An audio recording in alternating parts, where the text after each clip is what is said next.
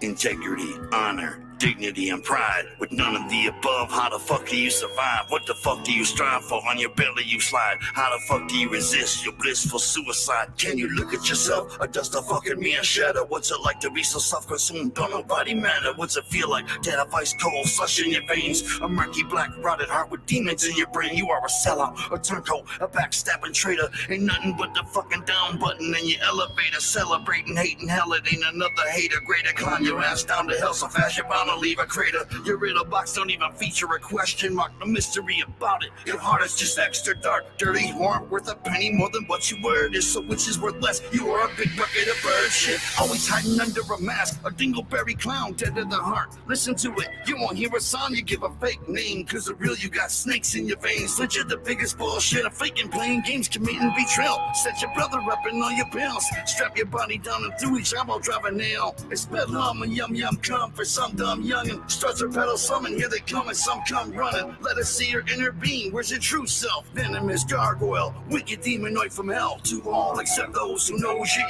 evil and you're sent well. Posing as ordinary people never meant well. Lurking the aisles of Home Depot, their intent kill. But light is the dark sequel. Love versus hate, few win and most fail. Beware of lust, love, and betrayal. Loyalty is mine, loyalty is divine. Loyalty and betrayal, it's like a stallion to a swine. Loyalty and betrayal, it's like the leader far behind. It's like a colorful scenery, a pitch black blind, angelic or demonic, fucking or platonic. The living no robotic, free and clear, or you got it. Harmonic and elegant, blissful and melodic, or ear-piercing noise, catastrophically chaotic. Loyalty is mine, loyalty is divine. Loyalty and betrayal, it's like a stallion and a swine. Loyalty and betrayal, it's in the leader far behind. It's like a colorful scenery, a pitch black blind, angelic or demonic, fucking or platonic. The living or robotic, free and clear, or you got it. Harmonic and elegant, blissful and melodic, or ear-piercing noise, catastrophically chaotic. Would you fuck a hottie with an anthrax muff? Titty landmine, strict non-spit, you like it rough. In this bitch you got a tag, so you're spitching up, but then you're a stiff stuff in the body bag, zip shut. Woe is you, cause a hoe is you. You got no loyalty, crooked soul in you. Holy water gun, burning holes in you. Then the slaughter come, and it smolder you. Someone showers you with love for you, they dying, that's fact. But deceit in the trails, how you pay that ass back? You need kicked in your ass, crack smack. Cause you're a sad second shit, get bit, slap sick, until your lips fat. Bitch, get back, I don't care if your tits fat. Either hoe skip that, I'm love, can you dig that? Blow your wig back, I pass out dicking you down. Look like a battle axe gashing, as sick as it sounds. So take your hot sex home, you little hot mess. I know that funky net murky and deep. Home to the Loch Ness monster, Nessie, whole pussy messy. From swamp thing stompings and gangbang rompings. It saps a million, you used to skeet on top, but you can speed on before you get peed on and slap the fucking phony ass homies, yes man, and do boss. I'ma drop kick your bitch ass clean, hot your tube socks and sick on the mic, stick punch and wicked in the soul, always sucking the right dick, licking out toilet bowls. If your veins only knew all that takes me you swallow, shit's backwards, you whack actors all hollow, just for juggalos hoes, cause your guts hold exorcism. To choke the hose out your neck, you need an exorcism. I know who gives them Father 44 mag. Church of bed up for loyalty, pour out a sip of red rum. Loyalty is fine, loyalty is divine. Loyalty and betrayal, it's like a stallion and a swine. Loyalty and betrayal, it's in the leader far behind. It's like a colorful scenery, a pitch black blind. Angelic or demonic, fucking or platonic. The living or robotic, clear, or you got it. Harmonic and elegant, blissful and melodic. Or ear-piercing noise, catastrophically chaotic. Loyalty is mine, loyalty is divine. Loyalty and betrayal, it's like a stallion and a swine. Loyalty and betrayal, it's in the leader far behind. It's like a colorful scenery, a pitch black blind. Angelic or demonic, fucking or platonic. The living or robotic, free and clear, or you got it. Harmonic and elegant, blissful and melodic. Or ear-piercing noise, catastrophically chaotic.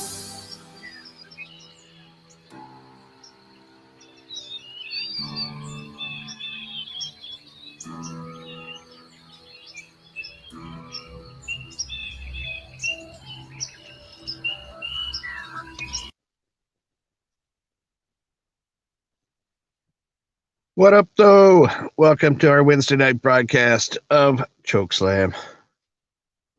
What up, though? It is Wednesday, 10:06 p.m. for your Easterners here. What up, Spooky? Not too much, man. Just another fun-filled day of work. Yep. I I can feel that. Get all your harvesting done.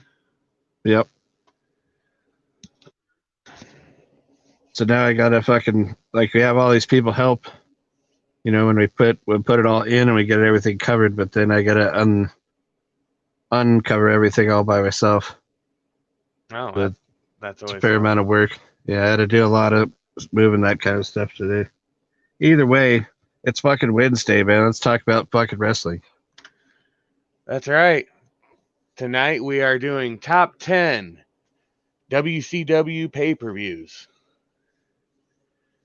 So I So, kind of feel bad that like I don't necessarily know if I could say this is my ultimate 10 WCW pay-per-views. Like I don't know. I guess I feel like to truly say that I have to go back and watch them all, and yeah, I just don't have the time for that. So we're gonna go with this list I got here tonight. We're not gonna do them in order. It's kind of a general order from top to bottom, but I don't know if I might be one or two that need to be switched up to be a true list. But either yeah, way, I guess one thing that we have to acknowledge is one pay-per-view that you're probably expecting to hear about is going to be left off the list on purpose. as a special request from somebody that wanted us to do the whole entirety of this pay-per-view. Yep. And so we're going to do that one next week. Next week. Yep. You want to spoil the surprise as to which one that is? No, not quite yet. Okay. I'll wait until people start talking about the one, the obvious one that we missed. But it was, in my opinion, is probably the best pay-per-view they had. A lot of, really good iconic matches in it that still hold up to this day as being some of the greatest matches ever. Yeah. So we'll wait and let some people see what their opinion is, and then we'll spoil it at towards the middle or the end, or fucking maybe not at all. But I think we'll reveal what it is at the end of the episode if we don't do it before then. Yeah. Midian says Bash at the Beach. Well, if you want to get started, man, speaking of Bash at the Beach, I was going to start off with Bash at the Beach 1997. Yep, that was the Ocean Center, Daytona Beach, Florida.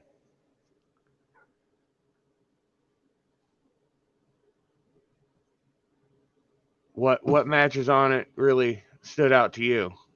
Well, the first one that stood out to me a lot was the Ultimo Dragon match. Oh, Chris Jericho, Ultimo Dragon? Yeah. Yep. So I was always a big fan of Ultimo Dragon, and it was one of my favorite characters to play as in the Revenge game on the 64. Yep, And, that was for the Cruiserweight Championship at the time. Mm-hmm. Yep.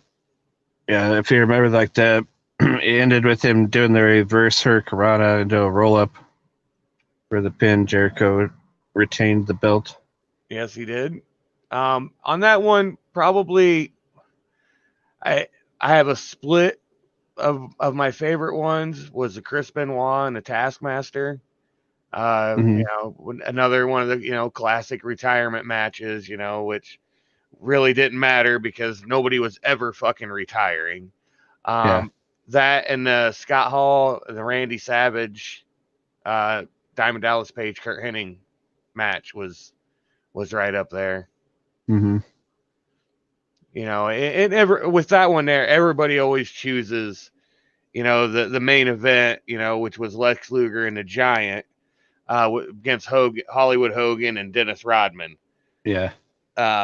That one, there was so much cheese on that, it should have came with crackers and wine. I mean, that was just such a horrible, but they made it so big because that was when Rodman was a huge star at the time, that. Yeah. The Worm, isn't that what they used to be called? Dennis Rodman? Yeah. No, basketball player Dennis Rodman. Yeah, I know who Dennis Rodman is. Wasn't his nickname the Worm?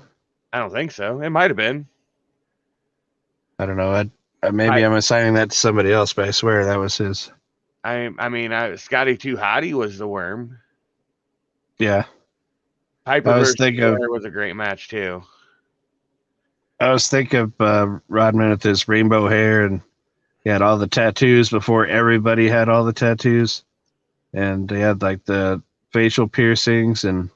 Oh, Big Will commented on that one. It was the Worm. See, I did Well, not know that. so another match, I guess, to mention was the tag team match. Steiner Brothers and Great Muta, and Yep. I can't remember the other guy's name. Mashira Chono. Yeah, that's who it was. So you had Muta and Mashiro Chono and against the Steiners. Dude, well, the thing that like I remember about the match, like, was pretty much the only memory I have of it is the DDT at the end. Oh yeah, the one that they thought killed him. Mm-hmm.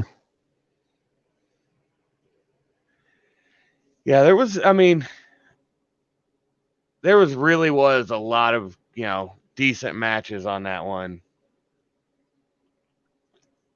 Oh, and then there's the 6-man tag, all the luchadors. Yep, Juventud Guerrero, Hector Garza, Psychosis, Milano, La Parca. La Parca was always the shit, man. I'm looking at this list here. I forgot that Roddy Piper and Flair were on there. Yeah. Yep. Submitted him. Roddy Piper. Yeah. Yep. Same, Mikey. Same. See, me and Spooky was just talking about this.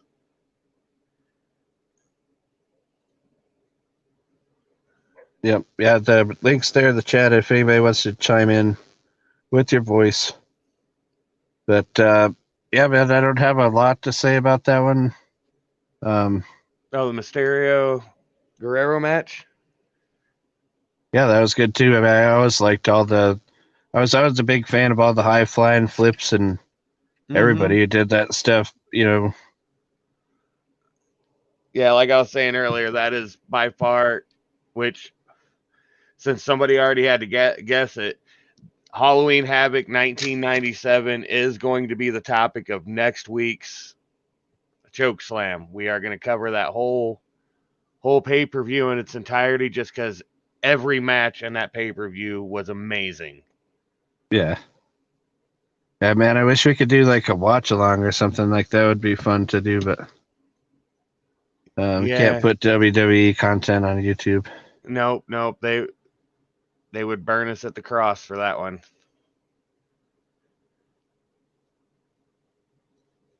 Well, are we on to the next one? We are on to the next one. All right, so go back in time 3 years to 1994 to go to the Spring Stampede. Another great one. Probably one of my favorite matches of that entire pay-per-view was the Steven Regal and Brian Pillman match. Those two were just such technical wrestlers that it was really great watching two of the best technical wrestlers go at it hard. Also, another great one was the Nasty Boys with Cactus Jack and Max Payne. That was another. That's the match that made me look up this one because I did not remember what pay-per-view it was on. But like, to me, that was like, I watched it after the fact. I didn't have access to WCW in 1994, but like, looking at it from, looking at it from now, looking back, is what I'm trying to say, is that like that was like right at the beginning of like the popularity of all the hardcore stuff with, like obviously ECW and then the Attitude Era and and Nitro and stuff too. But like this was kind of like right at the beginning of like the first kind of like national exposure to that kind of wrestling, I think. Yeah. Well, that, and it was just, it was a Chicago street fight match. So, at that time, people were just losing their mind over, what they were doing. That was when they took the mats up off of the concrete outside, and, to make it, seem, more devastating that there was no mats around the ring. Also during that pay-per-view is when they were pretty much forbidden. Certain wrestlers were forbidden to use the top rope to do any moves. Mm-hmm. Who was the commissioner that decided to do that? I remember him talking about this exact topic on the WCW documentary that WWE made. The Rise and Fall of the WCW. If you haven't watched that, it's on the network. I suggest you check it out. I can't remember who brought it in, but he made all those rules to, like from his point of, from the fans' point of view, he was ruining shit, and from his point of what? Nick Bockwinkel. Okay, that was. And so, from his point of view, what he did was he made the rules so they could be like more like the old school wrestling, where you'd like the heel would always cheat every time the ref wasn't looking, and then it made it a big deal to do something off the top rope. Definitely think there's some validity to that idea, because especially if you look at like today's wrestling, is just hot spot, hot spot, hot spot, hot spot. There's like nothing else going on. It's just number 1, number 7, number 12. Just go through the list of moves.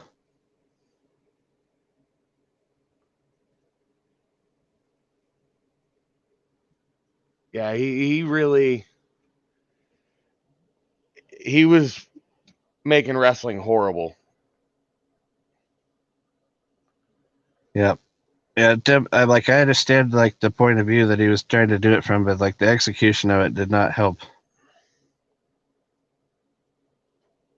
Yeah, I mean he was trying to make it appear more real in his words, but nobody was, that's not what they were watching it for. I mean, they wanted to see the high flying shit,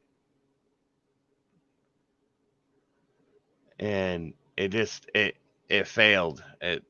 That's one of the moments that'll go down in the most embarrassing things the commissioner has ever done.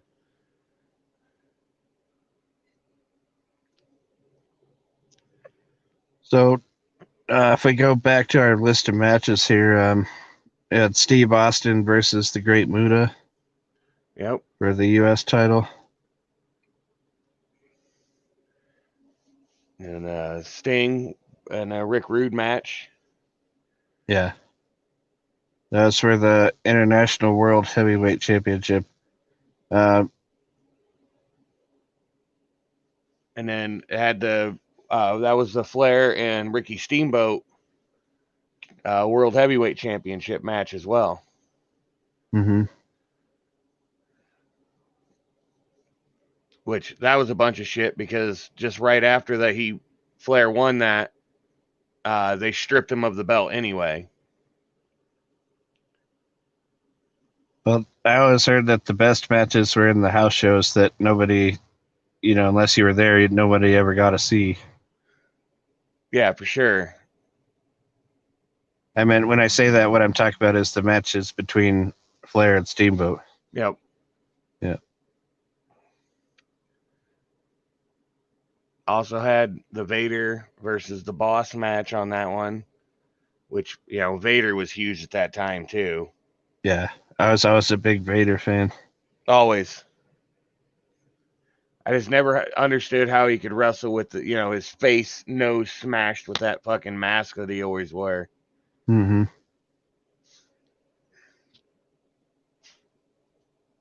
I know, like, so many of my friends are all big fans of Sting at that time, but like, definitely was rooting for Vader. Yeah, whenever he was, like anytime, I always root for Vader. But yeah, I don't know. I never really was that impressed with Sting ever. I'll probably get a lot of hate for that, but I just never was. Well, I was like Sting, but like when it came him against other people that I liked, like Vader, it was no challenge. But yeah, man, I don't. We pretty much hit all the great matches in this one. Yeah. Let's move on to the next one. Let's go with Starcade '96.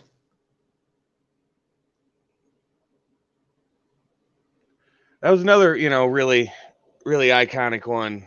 Had the Ultimate Dragon and Dean Maligo for the Cruiserweight Championship.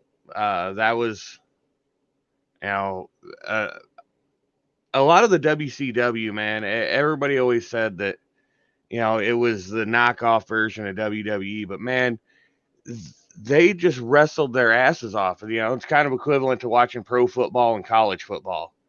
I Mm-hmm. mean, the college football always dominates pro ball. Because It's more fun. yeah, all these guys in WCW were so hungry. We also had the Jeff Jarrett, Chris Benoit, no disqualification match. Yeah, I had another Ultimo Dragon match just to mark out for him a little bit more. That was Eddie Guerrero, Diamond Dallas Page tournament final. That was when Guerrero won the United States heavyweight belt. But yeah, Liger versus Rey Mysterio Jr. Yep. Yes, I know what Blake said, showing pictures of what we're talking about. Yeah. I'll get to that when I'm a little more prepared. In case anybody, wants to know, I had a whole bunch of stuff planned out, and time frame did not work out well for me tonight or today at all. So you get what you get, man. We're trying. Did you mention the Chris Benoit Jeff Jarrett match? Yes, I did. It's a no Okay. disqualification match. Yeah. And they're big, the big card fights or matches for the night, where the Lex Luger and the Giant, pretty lackluster match in my opinion. Mm-hmm. Had the Piper versus the Hogan.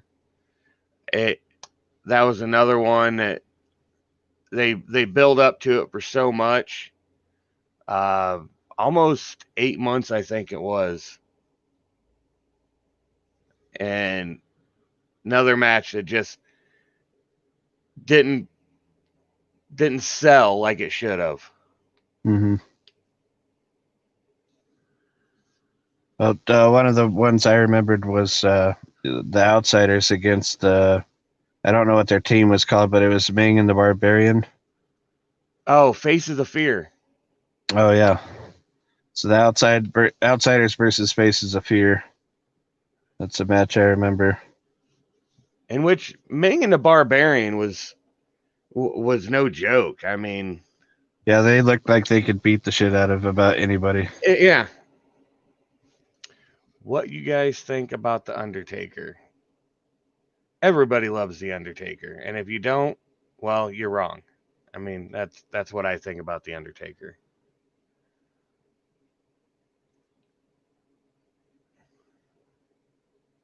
How y'all doing? What do you guys think about SmackDown and Raw this week? I didn't watch SmackDown and Raw this week, or the last one, or the one before that, but I kind of pay attention to what goes on in the pay-per-views, but not really.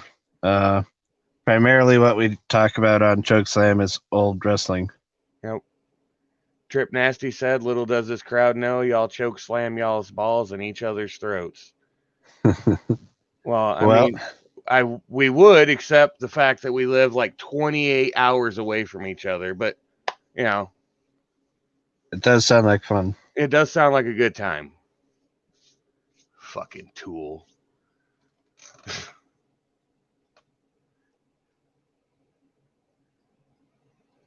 Do you guys like Kane, The Undertaker, John Cena, or The Brood? I like the Brood I and like the Undertaker and Kane. Yep. John Cena, not so much. Well, see, like I think I would have liked John Cena more if he didn't start out as the white rapper kid.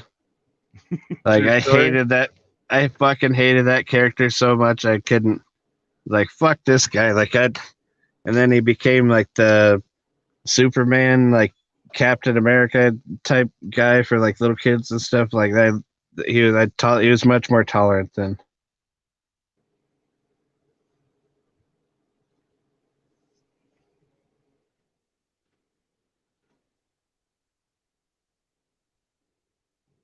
Yeah, just I mean, big. Big Will is a John Cena fan. I definitely believe that. I 100% believe that.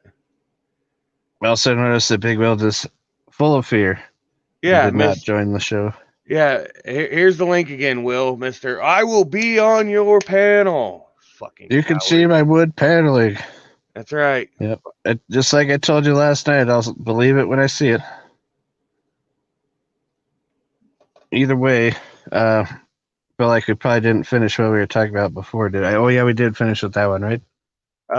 Yes, I believe so. I mean, want to add anything else to it? No, we talked about all the matches I remembered from it. So that takes us back to the Great American Bash for the second time with 1996. 96. Yep.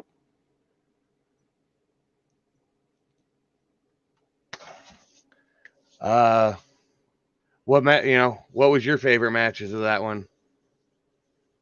I was trying to bring up the list here so I could remember. So I wrote down my list based on the matches that I liked, and then I looked up which pay-per-views they were on, and so I don't really remember all of the things. Anyway, my internet's not loading it up here, so if you could read off any of the matches, my brain will kick in when the internet does. It was Rocco Rock and Jerry Sags. They started off, which that was a pre-show. That it was, they did the pre-show before they actually started the pay-per-view, and that was Mm-hmm. VK Wall Street and Jim Powers. Is that when they started doing it like on TV, like as kind of basically an ad, like to try to talk the last few more people to buy the pay-per-view? Yep, exactly. They always kept it under like 4-minute matches, and they always had They 2 show or all the 3. promos and stuff for the main events, and Yep. Well, Chad was a huge Andre the Giant fan as a child, and Junkyard Dog. Brock so Lesnar is back. yep. Not really a fan of Brock Lesnar. We were just talking about him last night with his fucking, faggoty bitch knot, and I mean, I respect his look. He definitely looks like he looks like a badass. But Brock Lesnar looks like your weird uncle from the mountains that did 5 years for touching 13-year-old boys, and the charge was questionable to him because the boy gave consent.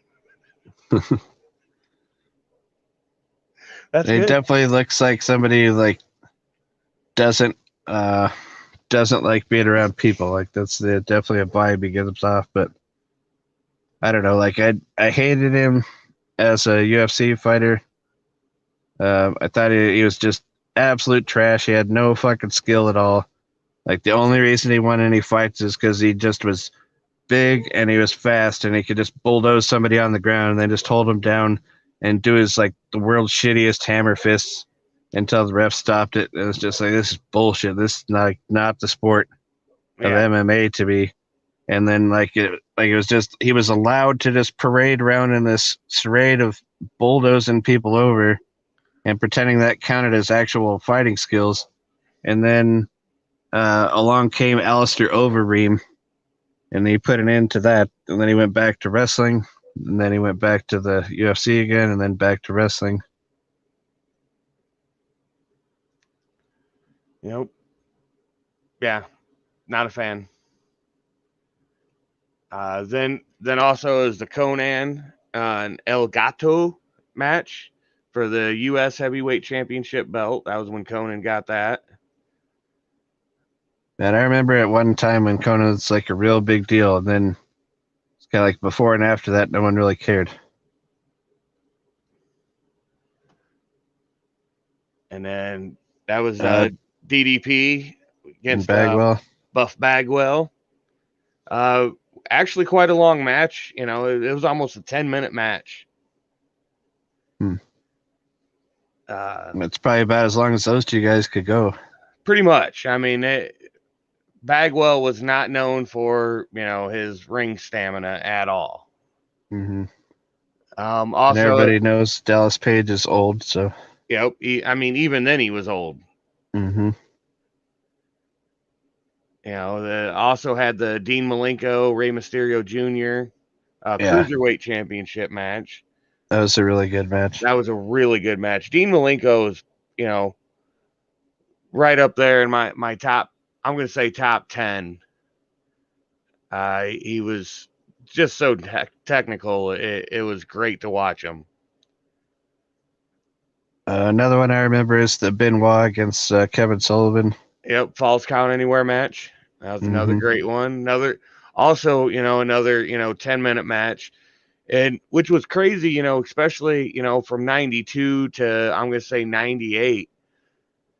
They really didn't have any matches that were over, you know, 10 minutes at all, except for the main card matches. Mm-hmm. You know, and even then it was a stretch. You know, they were in between 10 and 15 minutes for the main card, unless it was a tag team match. Also, that was the Sting and Steven Regal match. Oh, yeah. Yep. That one was amazing, just because I like Regal. Mm-hmm. I mean, he was such a pompous asshole, but, you know, he could go. Mm-hmm. Yeah, he was a great heel. Yeah. You know, and everything that he did up until he retired, it was just he played the ultimate heel the entire time. I mean, he only had one or two stints as a face, and it wasn't that long. Mm-hmm. So I really don't even remember him being a face. I just remember him as the heel. Like even when he got older and, you know, like went over to WWF and was still doing the heel gimmick. That is true. Regal made Goldberg look like shit. That was another thing. I like, you know, Goldberg's whole, you know, shtick there for a while, you know, just, you know, undefeated, you know, nobody. But he really wasn't that good of a wrestler at all. No. I mean, sure, he could wrestle. Know, he could throw people around, and, you know, he was very powerful. But as far as wrestling, he just very lackluster in his moveset. Well, I mean, and that's part of that isn't even his fault, because like he was pulled out of football. They said, "Hey, why don't you come do this?" Like he didn't really seek it out. And then once he got there, they just like told him like, "Well, you're gonna like the guy's gonna come in, you're gonna slam him, and then you win." Yep. You know, like that's all they had him do for 2 years, and then like all of a sudden they're like, "Well, why don't you do an 8-minute match?" Well, how's he supposed to do that if, like, A, he didn't know how to wrestle before he got here, and when he got here, like, he hasn't done anything. Captain Skinny. Kick, punch, spear, jackhammer. Yep. You are exactly right. Sometimes I don't even remember the kick and the punch. Yeah, Mr. Perfect did have the undefeated streak. How long was Mr. Perfect's streak?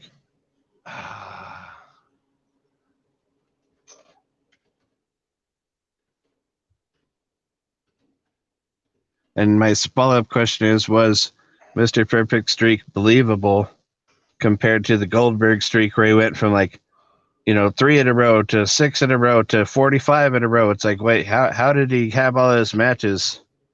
And it just seemed like the number just seemed to like jump so high in such a short amount of time. Let's see.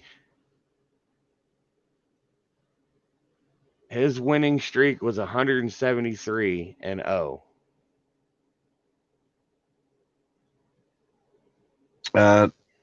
Sistack says 164 for perfect. Was it 100?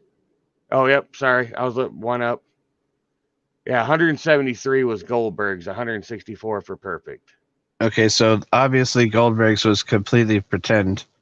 Like, I'm asking Cisnak or someone else who knows, like, how close to being a real thing was Mr. Perfect Streak? Oh, it was, real wrestling. He wrestled. It wasn't, just, because Goldberg probably had over half of his matches were squash matches against nobodies. Mm-hmm. That he would come out, he'd walk into the ring, he would kick them, throw them in a jackhammer, and then that was it. Mm-hmm. So Perfect's matches were actually real matches. But I understand, like, I'm definitely aware of what you're talking about. I'm asking is, like, did he actually win 164 matches in a row, or at least play a believable amount that's a real number? Or is it like Goldberg's deal where he would have one match on TV and then next week on TV, like, the number had gone up 7 numbers?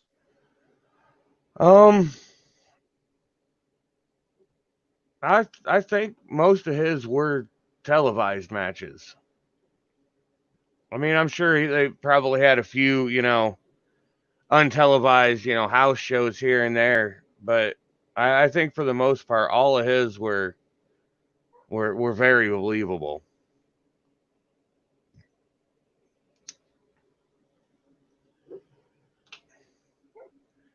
Yeah, Cisnak, yeah, his were all real matches. Yeah. How about Matt and Jeff Hardy? How about him? No, he spelled it right. Jeff Hardley. Oh, yeah. Well, I tell you, I enjoyed their tag matches back in the day when there was the 3-way like deal between Edge and Christian and the Dudleys. And anyway, I'm definitely a fan of that time. Not really a fan of what they've done since then. Nope. As far as today goes, like, we're still attempting to talk about WCW pay-per-views. Mr. Perfect did a lot of coke, so I like him. Well, to round it off for the Great American Bash for 96, the main card match of that night was the Giant and Lex Luger for the heavyweight championship, World Heavyweight Championship. And the Giant went in the champion, left the champion. And that was, that was the highlight of Paul White, is when he came in, as the Giant, Yeah. He did a lot of different fucking shticks after that, and none of them was as good as the Giant.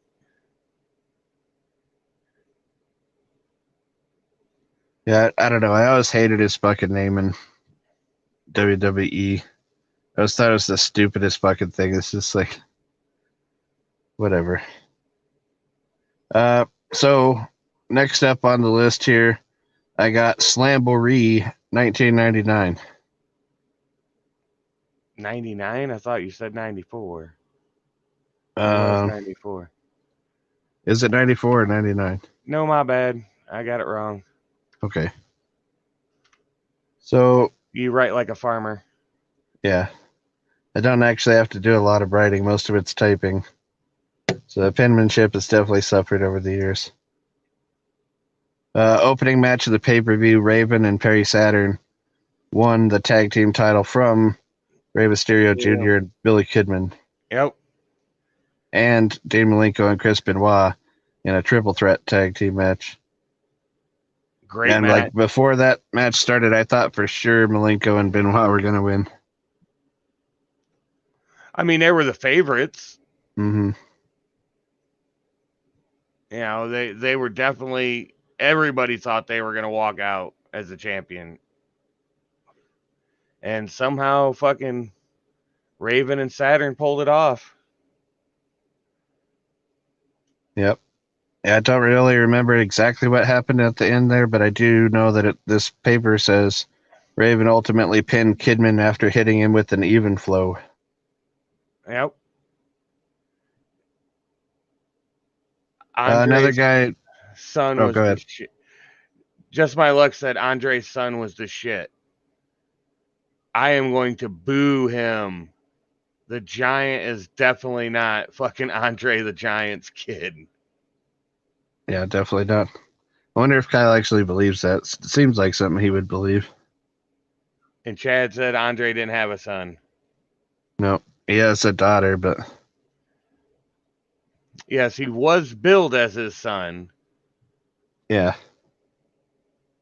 but yeah, definitely not. You remember the one of the things when I think of him being in WCW, I think of him jumping on his dad's casket as they drug it away. Oh yeah, Or was that the beginning of his WWE stuff? I can't remember, but that's like just like something that when I think about him, I just fucking like see him with the long hair and him like jumping in, like grabbing onto the casket, being dragged away.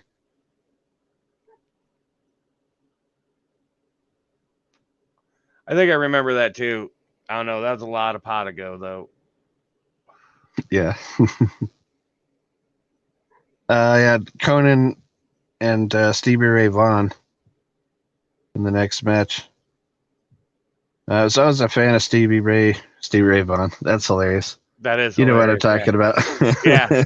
I am a fan of Stevie Ray Vaughan as well, but I didn't even like my brain just inserted that extra word in there. But I was a fan of Stevie Ray, but anyway, Conan won. Another guy I always loved just as much as Vader was Bam Bam Bigelow. Yep. That he was So you had another Bam Bam versus Brian Knobbs. You know, like nasty boy, obviously, Brian Knobs. yeah. I don't know, like the Nasty Boys never seemed tough to me. They always just like to look like a pair of fat guys that like maybe were into punk rock like 10 years ago, but now they're just older and fatter and Yeah, they definitely had that bar brawler persona going. mm-hmm. They didn't look like the kind of bar brawler that won. They No. just looked like the kind of bar brawler that liked getting into bar fights. Yep. Get beat up, go drink some more, get in another fight, get beat up. Go home. Yep.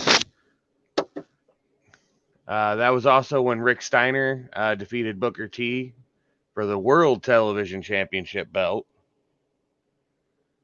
Became the champ then.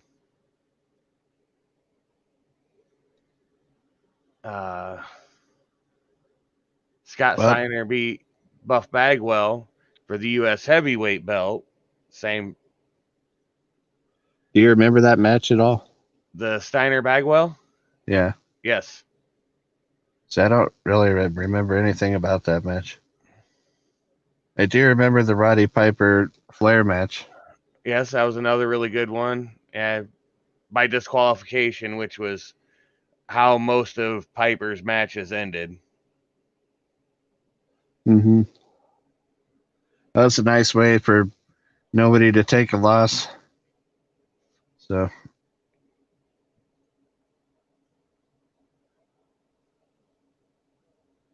uh, so can you tell me about like maybe you have a better memory of it than I do, or maybe you're gonna say something? I apologize. Oh, what, the Steiner Bagwell match?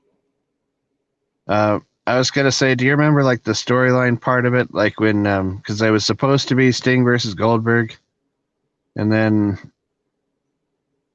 I can't remember like what happened, but like Bret Hart was involved and Well, Sting did wrestle Goldberg on that one. on this one. Yeah, to a no contest. Yep, CE Midian. Oh, the Steiners ran out. Okay, Yep. now I remember.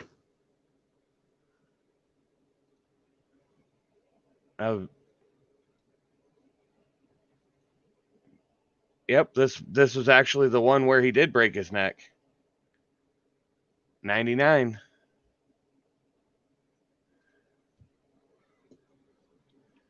So that, do you consider that the point where his like career changed from Yeah. like he wasn't really respected anymore after that? Well, I think he was still respected. But he, he just couldn't, do it anymore.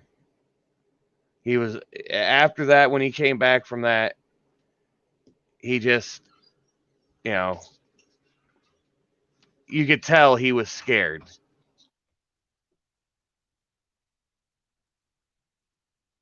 Yeah, I don't know. It just seemed like his matches were just not very good anymore.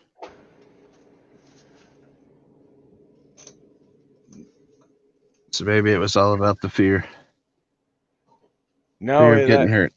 that was when he was doing the Big Papa Pump thing. I don't think he was wearing the metal shit on his head yet, but he was definitely swollen at that point in time. Yeah, it was. Have you seen pictures of him now that he quit taking steroids? Oh yeah, yeah. I mean, it's like you let the air out of your fuck doll. Yep.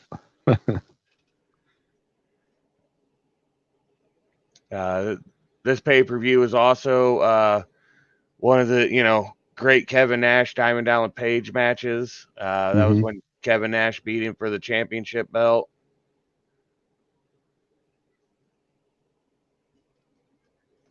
That was a great match. I mean, that one lasted almost 20 minutes. Yeah, it seemed like a really long match comparatively for the typical WCW. Always seemed like a lot shorter. Mm-hmm. Yeah, saying he was his son is like saying Kane and the Undertaker were brothers. Yeah, They were brothers, though. Come on, everybody knew that. God. isn't Paul Heyman? They're both their dads. Yep. And well, if you ever,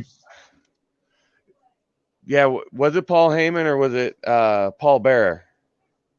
or Paul Bear, I'm sorry. Yeah, Paul Bearer. That's what I meant to say. Yeah, obviously Paul Bear, not Paul Heyman, not Paul E. Dangerously. So, just on a side note, if you ever get a chance to watch the Bill Moody shoot documentary, it's under his wrestling name, or like his first manager name, which was Percy Pringle III. No way he said it's from eating skinless chicken breast. I ate a lot of skinless chicken breasts, and I'm a fat fuck. So what does that tell you? Yeah. Like RVD, I did like Rob Van Dam. I'm not gonna lie. I wish that he would say as part of his excuse what he was eating before. Yeah. Because whatever that is, I want to eat it so I can be all swollen. He only cares about his peaks and freaks.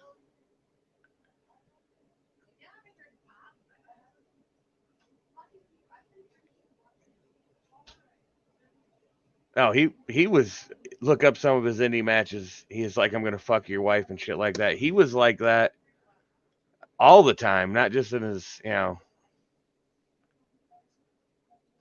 Kane and Undertaker. Kane and Undertaker were brothers, weren't they? Yeah, I mean the Brothers of the Destruction. Everybody knows that. I think it's been well documented. Yeah. I mean, they look identical. I mean, come on. They got to be brothers.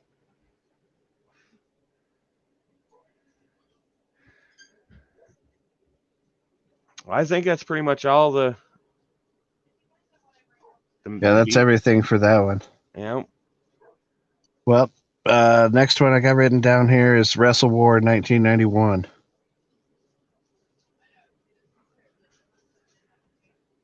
So as you all know, I'm sure, the fucking War Games with the 2 rings inside the giant cage, low roof.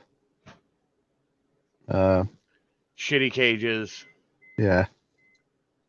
So we had the 4 horsemen and Larry. I can't ever remember how to say his name. Zabisco, right? Zabisco, yeah. Yeah, Larry Zabisco. The other team was Sting, Brian Pillman, the Steiner brothers. Yep. That was an actual War Games match. That was Mm-hmm.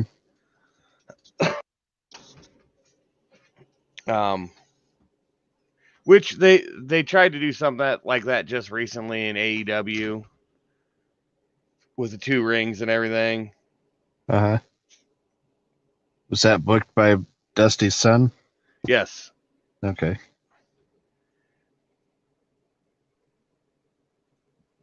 It was a cool idea too. They did one with 4 rings as well.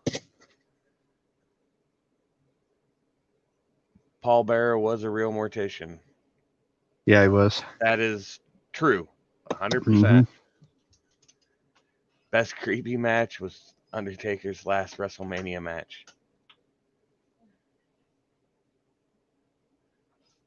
Oh, I remember that match. Yep, fell to his death. 2 weeks later, he was back on TV.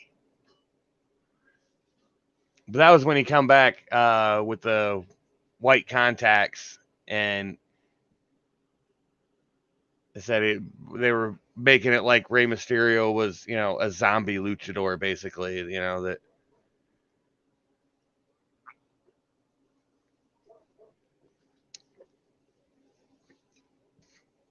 There wasn't really that many amazing matches on this one, No. except for the 4 horsemen.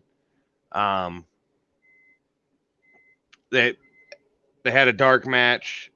Eddie Guerrero and Ultraman against Hucholi and Rude Boy. Pretty fucking lame.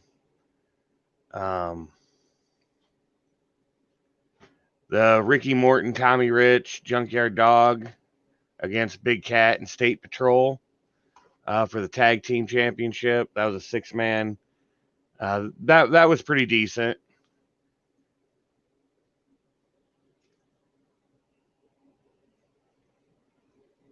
That's about, had Vader and the Stan Hansen. Mm-hmm. That ended in a double disqualification.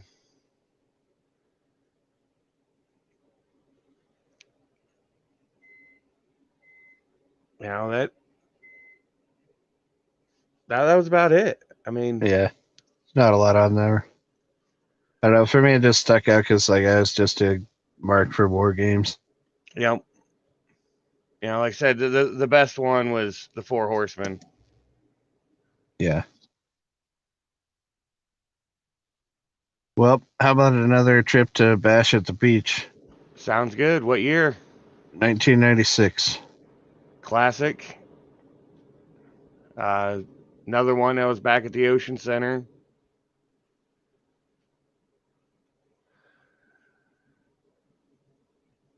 That one, the card was pretty much, packed full. They had the Steiner brothers, Harlem Heat match. That was when Booker T and Stevie Ray was together still. Mm-hmm.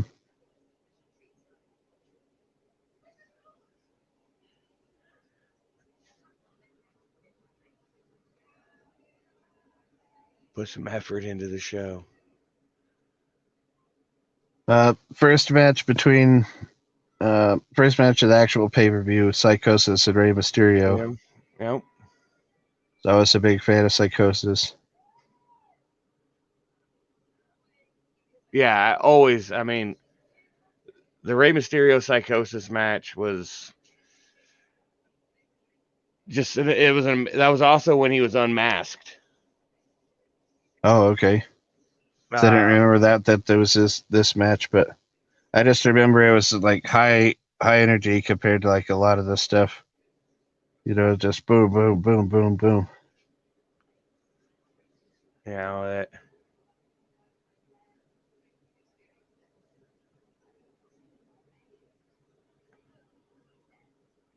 Then DDP and Hacksaw Jim Duggan take Yeah. this match. That was another good one. Yeah, it was like stuff like that that seemed more real. Like they're actually hitting each other instead of the fucking air punches like normal. Oh, another thing that I always liked from the older days of wrestling is the collar matches. Yeah, they actually had the Nasty Boys and Public Enemy. There was a dog collar match during this pay per view. Mm-hmm. Double dog collar. Yep. There's also the Ric Flair and Conan match. That was when he got the United States Heavyweight Championship belt. And then a lot of people say that this was when formation of the NWO happened. I think Midian actually said the same thing. The formation started a little bit before this, but this is when they actually punched it home that NWO was gonna stay. But the Outsiders and Hogan against Savage, Sting, and Lex Luger to a no contest.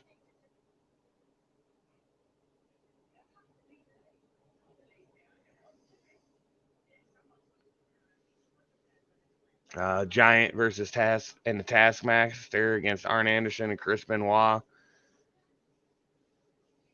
That was a great match. I really, I watched it again a couple days ago.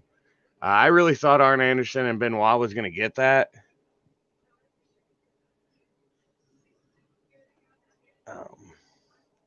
I do remember the Halloween with Cage and electric chair.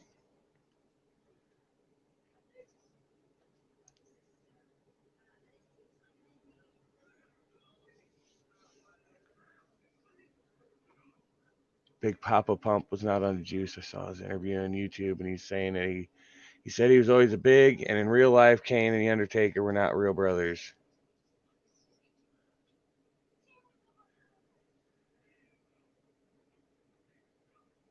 Okay, well,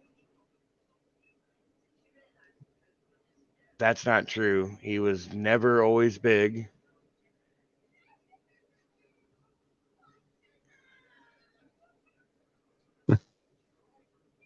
Yep, Abdullah the Butcher.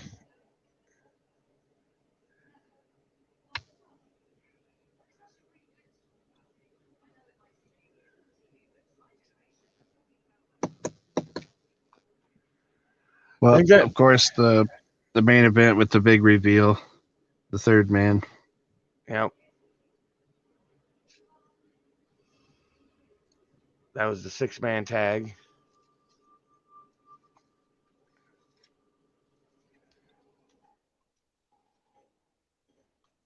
Not really anything to say about that. Everybody knows. Yeah, everybody knows. I mean, that was the formation of the NWO. Everybody pretty much knew how it was gonna, you know, it. They thought, it was pretty much a no brainer that the Outsiders and Hogan was gonna win that match. Mm-hmm. And then when it ended up being, to a no contest, it was it was a big deal. I mean, people booed loudly, Mm-hmm. because at the time, I mean, nobody was stopping Kevin Nash and Hall or Hogan.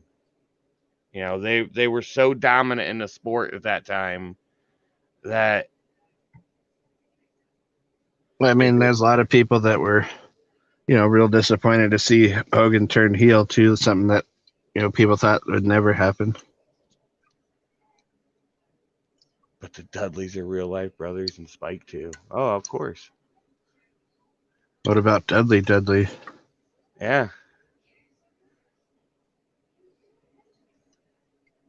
It's another one of Raven's ideas. Yep. The leg drop heard around the world. True story.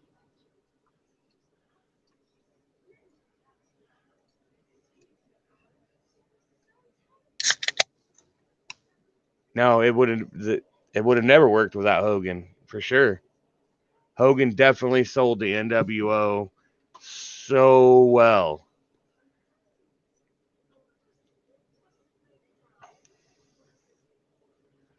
But I think that's about it on that. Yep. So, hopefully that'll be another match we've talked about on this one. Wrestle War 92.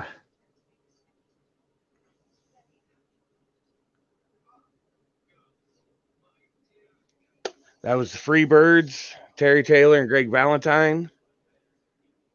That was when they defeated Valentine and Taylor for the tag team belt. Greg the Hammer Valentine, I always thought was, such a great wrestler. I mean,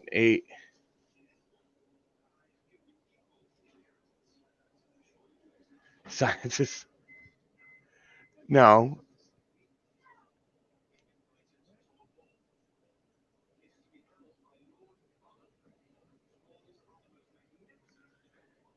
I don't think that's how it went down. I don't think it is either, and I can't 100% remember, but that's not exactly how I said it. But sorry, Midian, that's not what I was saying.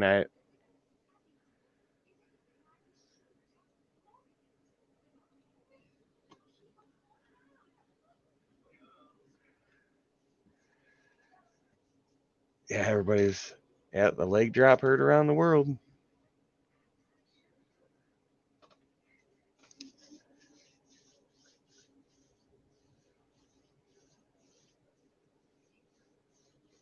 But that one, some good matches. Scotty Flamingo. I don't know if everybody remembers him. You remember who Scotty Flamingo is? That's Raven, isn't it? Yes. Yeah. Yeah, he So I sucked. never knew him as Scotty Flamingo. I heard him talk about that gimmick in interviews. That was when he was wrestling in Portland. Yep. Yeah, he was shit. I mean, he was a good wrestler, but nowhere, did anybody see him being a star. He wasn't going to become a household name with, Scotty Flamingo. Wasn't it kind of a surfer gimmick? Kinda. I think it was more like, in your mom's basement pothead kinda. Oh, okay. I don't think I've ever seen a Scotty Flamingo match, but I mean, I just remember several stories of Raven talking about his time in Portland, but I mean, he did beat Buff Bagwell. So he could go.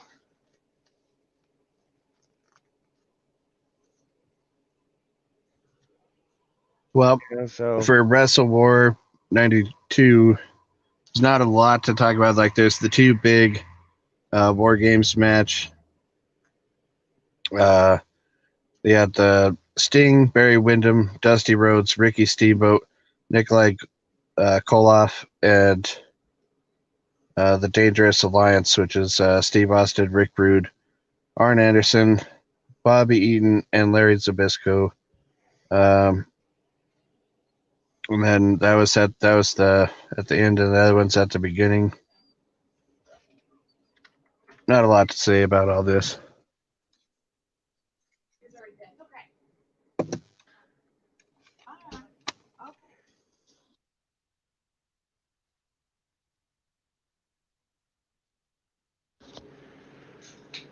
You back? I'm back. What about the Great American Bash all the way back in 1989?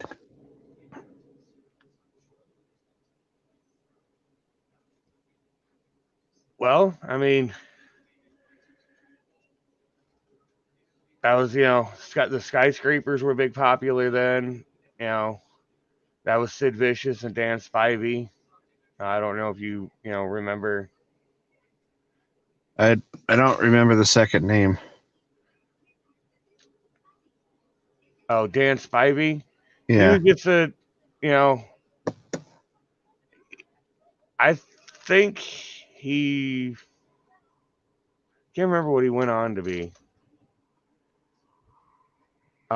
Very short lived though. Same with the dynamic dudes, Shane Douglas, Johnny Ace. But do you remember the two King of the Ring, or not King of the Ring, two King of the Hill Battle Royal? The two rings. The rules are that once a competitor was tossed out of the first ring, he'd battle in the second ring. I do. I briefly remember that. I didn't get a chance to watch this one. I ran out of time. So I watched this one last week. Let's see, it was Eddie Gilbert, Ted Gordy, Scott Hall, Bill Irwin, Brian Pillman, Ranger Ross, Mike Rotunda, Ron Simmons, Rick Steiner, Scott Steiner, Steve Williams, Kevin Sullivan, Sid Vicious, and Dan Spivey. I don't remember that guy. Dan Spivey as part of the skyscrapers. Yeah. I know that that's who he is, but I just don't. I just, like when I think of him, all I think of Sid Vicious and the other guy.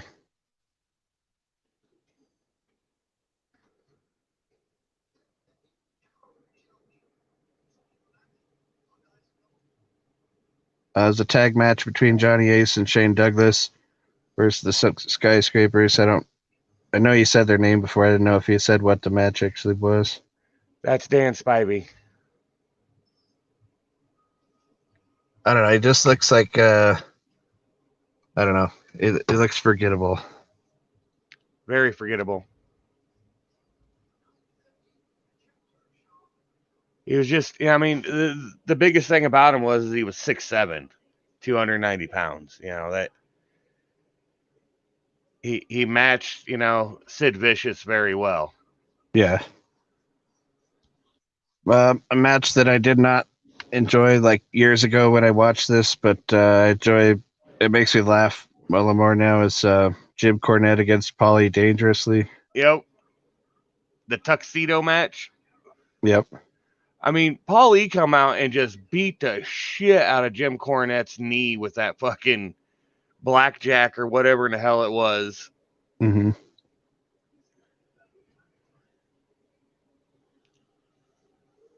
But yeah, I mean, he beat him though in the end. Yep. Texas Tornado match. Steiner Brothers again, the Varsity Club. Yep. Kevin Sullivan, Which Mike is, Rotunda. Yep. Which was, Mike Rotunda is, Bray Wyatt's dad. Yeah, that's cool. That I don't know. I like to see like the next generation come along because it just seemed like there were so many people who had a son who wanted to get into the business, and their like son just wasn't what the people wanted at all. It's cool to see a few people get through, like Flair's daughter and Bray Wyatt, and I thought I was a big fan of Dustin Rhodes. Dustin or Dusty? The son. Dustin. Yeah. Gold Dust. I mean, I'm a fan of him now. I hated the Gold Dust fucking shit. I really like Gold Dust. Then we can't talk about WCW and Dustin Rhodes and not say the word 7. Oh shit! Music Bid Marty in the chat.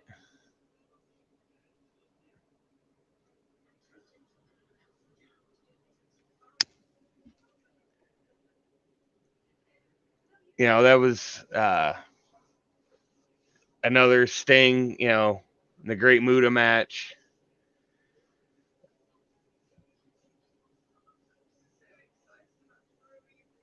Lex Luger. That was for what? Which for? The TV champ belt. Oh yeah.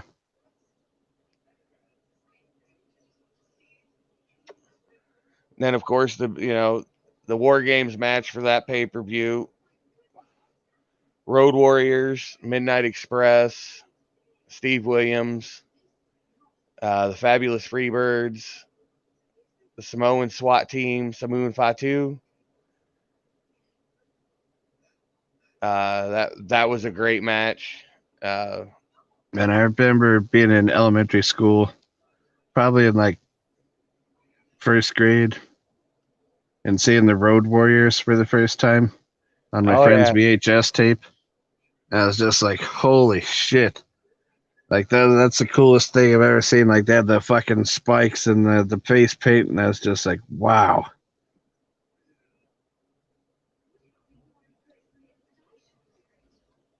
Then to hear their like true story years later, like on through like the shoot interviews and stuff, how they talked about like the bar that they were bouncing at and meeting all the wrestlers at the gym and getting started that way. And then they had to come up with a persona, and they figured what better than the Mad Max fucking something. I can't remember exactly how they put it, but yeah, I don't know, like anybody who like no matter like other like Andre the Giant, not muscular at all, like I believed it when he would like just blow people away or just stop people, and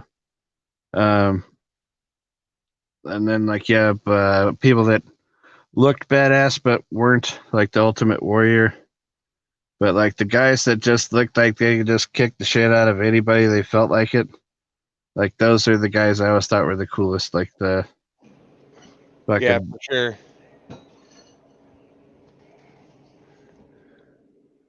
So I would have liked to have been around at a bar when oh man, now I tried to bring it up and now I can't think of his name. It'll come back to me. The guy I'm trying to think of is known for like just being intensely strong and then not putting up with any bullshit. And they go out to the bar, like somebody would say something, just like beat the holy shit out of somebody. I can't think of his name, but it'll come back to me. We'll move back on to the anything else.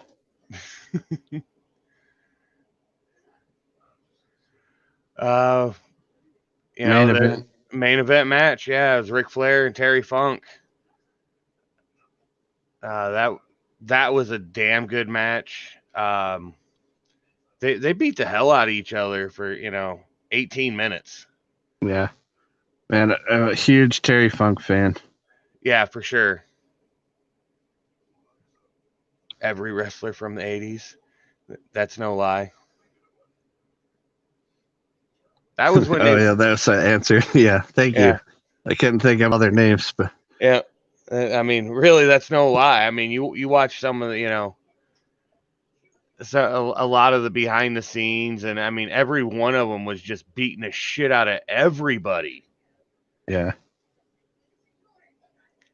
Well, that was back when he could punch somebody in the nose and not get arrested. Exactly. Yeah. I mean, and even if the cops did show up, it was, oh, well, he's a wrestler. He can, Mm-hmm. A huge Berserker fan. Always loved the Berserker. Yeah. Isn't that from the movie Clerks? Like that German kid is like is it from Mallrats? Or like the German kid is like there and he wants to be a singer of a metal band. Like Jay tells him to sing. He's like Berserker. I don't know. I don't remember that part. But either way, it doesn't matter. I mean, that's all I could think of when you said Berserker, though. He was He was the Viking guy. Mr. Fuji was his manager.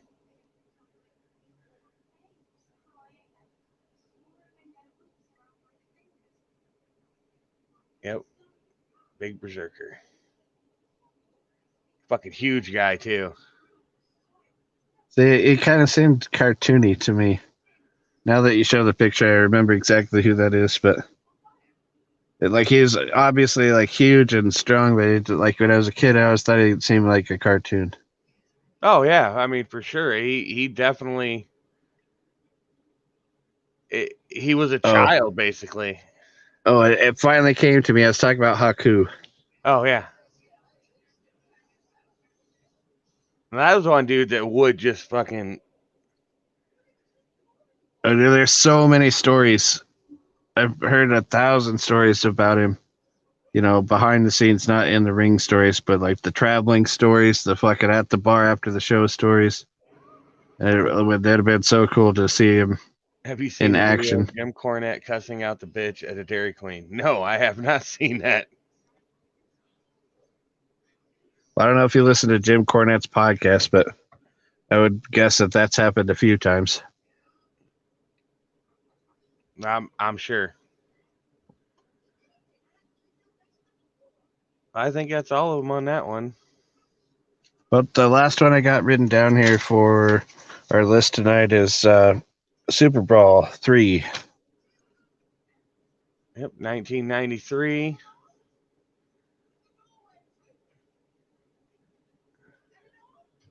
That was, I mean, a lot of good ones on that one. I mean, the first Hollywood Blondes, Brian Pillman, Steve Austin, and they against Eric Watts and Buff Bagwell.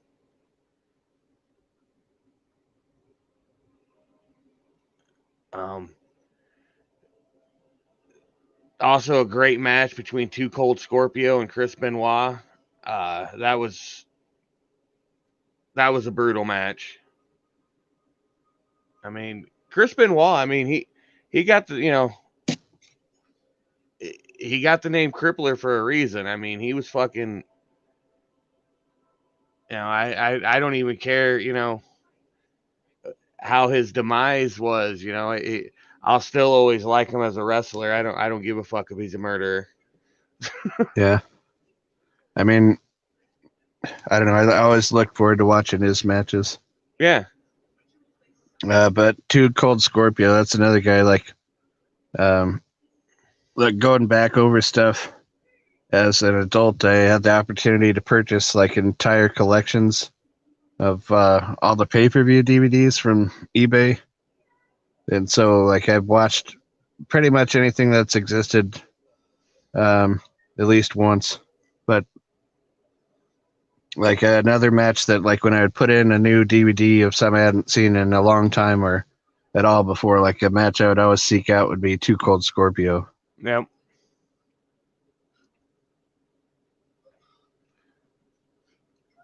That was Cactus Jack, Paul Orndorff, Falls Count Anywhere match. So my favorite wrestler of all time, Cactus Jack.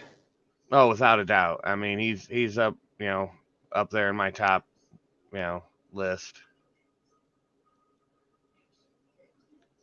Rock and Roll Express against the Heavenly Bodies. Yeah, I think that was one of them filler matches. Yeah. I don't remember anything about that match. One match I do remember a little bit is the Dusty Rhodes versus Max Payne. Yep, that was for the U.S. heavyweight belt. That was, I was, always a big Dustin Rhodes fan. I mean, it just not, Dusty Rhodes, Dustin Rhodes, the whole Rhodes family, I'm pretty much, a fan of. Mm-hmm. Oh, yeah. That was Sabu's neck. That's how I became the Crippler. And that was a bad fall, too. If I had to pick a match that represents these two on panel, it would be Booker T versus Buff in WWE. Well, Michael Well, Cash, think you belong over on Blues Channel. I mean, at least he kept it wrestling. Yeah, that's fair. I mean, I'll give him points for that. I mean, I'll give him 0 points because I don't give a fuck about his opinion anyway. But thanks for chiming in. Great Muta versus Barry Windham for the heavyweight title. That was a great match. I mean, that was one of the first, well, maybe not the first time, but one of, maybe 5 matches that went, almost 25 minutes.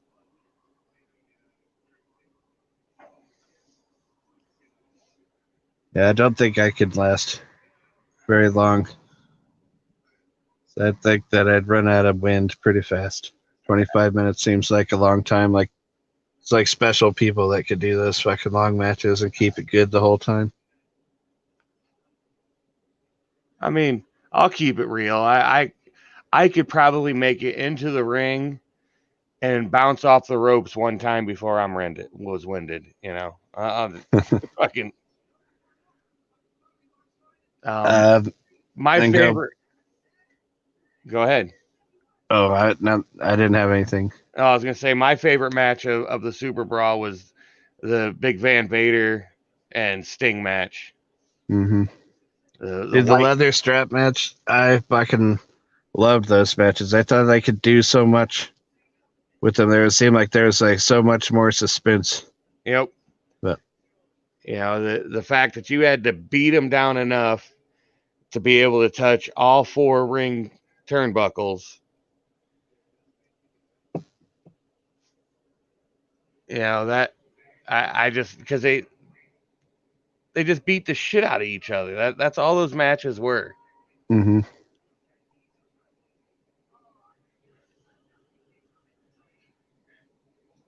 And it was a great match. I mean, 21-minute match. And Next Dark Side of the Ring, the Dairy Queen incident.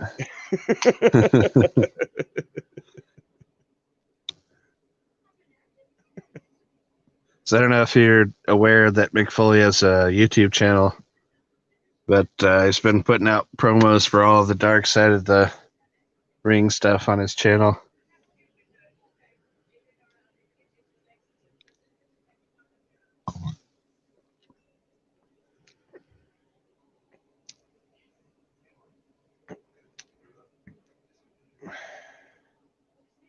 Yeah, Seven did that promo live in WCE.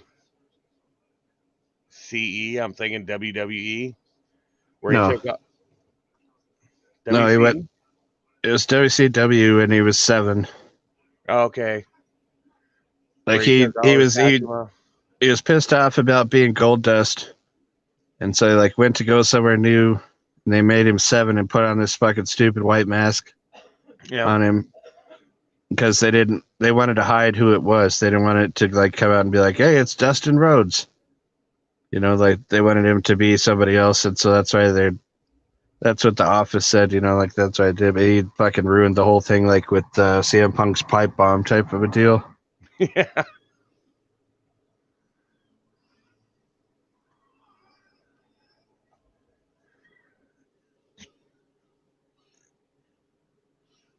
Yeah, I remember that now.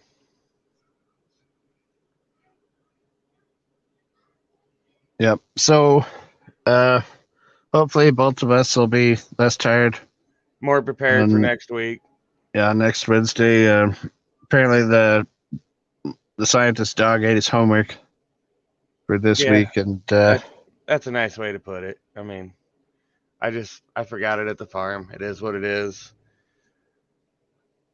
Got a lot of shit going on right now. Planning a fucking wedding and honeymoon. Not like all you fucking haters in the chat that's, pounding away on your fucking keyboard like you're somebody. Well, if you want to pound away on your keyboard again next week, we are going to do the Halloween Havoc 1997, correct, yes. on the year? Yes, 1997. Okay. And we will have pictures and You know, everything else that everybody else fucking, you know. And that better have been Brooklyn Menace that typed that in as Studio 17, because if our friend Blake was telling us to put production into the show, Yeah. boy. But I will put this in here one last time. If anybody wants to come on before we're done and talk about any WCW pay-per-view that we might have missed. I know we missed a bunch. This was, you know, it's hard to get them all in when there was a lot of pay-per-views that were great. Well, I also had anticipated other people that said they were going to join last night and then did not join. Yes, Like chiming in with their opinions. And yes. anyway, I thought that there was going to be more suggestions. Yeah, there was a couple more people that were supposed to be part of the panel that said they were going to do a list too, but obviously they're full of fear and must not have good Wi-Fi under the bridge they're fucking living under. I even saw one of them in the chat. Yeah, I did too. I think then they remembered that they weren't supposed to show themselves if they're going to not show up. Oops.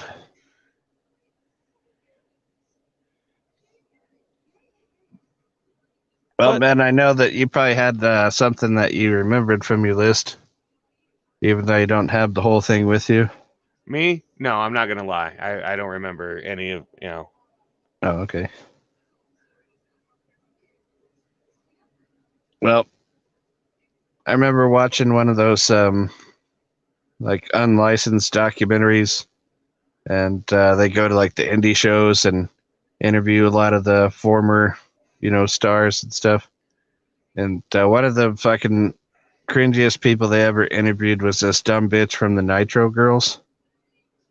And like she legitimately thought that she was just as important as like Goldberg and Kevin Nash. And I say those names because if I remember correctly, those are the two names she mentioned more than once when she was talking about how important she was. And yeah, well, in her opinion, she was more important than anybody in the entire show. Yeah. Like it was like Cyrax level of delusion. Yes. I'd be shocked if anybody recognized you unless you were wearing the Nitro Girl like uniform. I would 100% agree with that. Bash at the Beach 2000 is in the top 10 for all the wrong reasons. What are the wrong reasons? Yes, feel free to come on the panel and talk about it.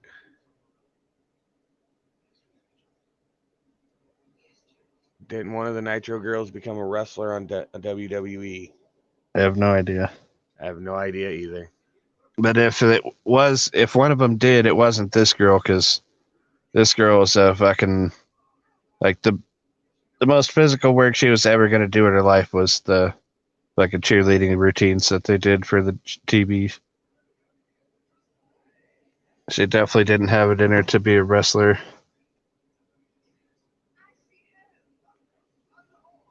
Was that the one where the ring was in the pool? I don't know. Maybe it was. Oh, look at this guy. What up, though? What up, though? I see you finally decided to join in the last minute of the show. I've come prepared, though. All right. Starcade. Which one? Starcade 1997. Sting versus Hogan. What? Who that? The one that we talked about earlier was 96. You picked 97? Yeah. All right.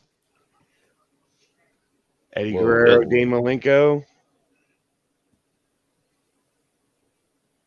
Can you guys hear me? Mm-hmm. Yeah. All right. I had the show playing in my ears at the same time. Yeah. So I was saying, Sting versus Hogan, 1997. There was like a whole year that fucking led up to that. I'm pretty sure. Yep. Was it 96? I'm pretty sure it was 1997. It was 97, yeah. They No, promoted it for you almost a said the year. year that led up to that.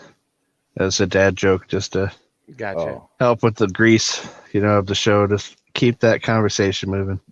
yeah, right. I guess it was the 15th. I guess it didn't was work. the 15th Yeah. annual. And it was actually fucking day before my birthday, December 28th, 1997, at the MCI Center in Washington, D.C. But I didn't watch it live as it happened, but I did watch it maybe, I don't know, when the WWE Network came out, because I started watching all kinds of, I watched every Nitro and then every pay-per-view that was in between or whatever. But the Sting versus Hogan match, I was rooting for for Sting for sure. Who roots for Sting willingly? I mean, I did. But like I said, I wasn't watching it at the time. I mean, what am I gonna fucking root for Hogan? Hogan's trash, man. Either way you cut him. Even you know what I'm saying?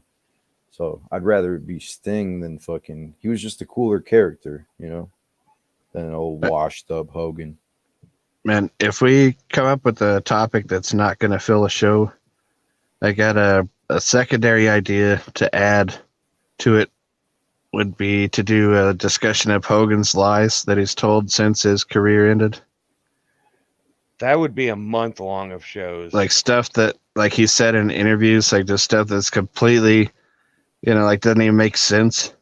And he just like tells people like it, and like the people that interview him have no fucking idea about wrestling, so they just like smile and nod. And Yeah, right. Yeah, I mean, Hogan's talked shit about mad people. I just talked about his like dumb brags about himself, but yeah, that's a whole nother thing. Right. I mean, that's kind of what I thought you meant, like him talking shit about other people and about himself, whatever. But yeah, Hogan's a piece of shit. I think we all know that. Yeah, I think we can agree on that one. But not that he didn't impact the whole wrestling world. I think wrestling wouldn't be what it is today if it wasn't for him. 100%. True. Yeah. He made it mainstream. Yeah. But, it is what it is. So I kind of think that Vince could have done it with somebody else.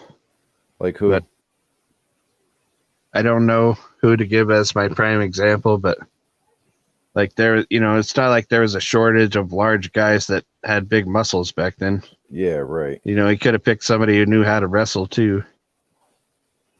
Yeah, like Macho Man or. Right. I think Macho Man would have been great at it. I mean, Mm-hmm. He had a great shtick going. I mean,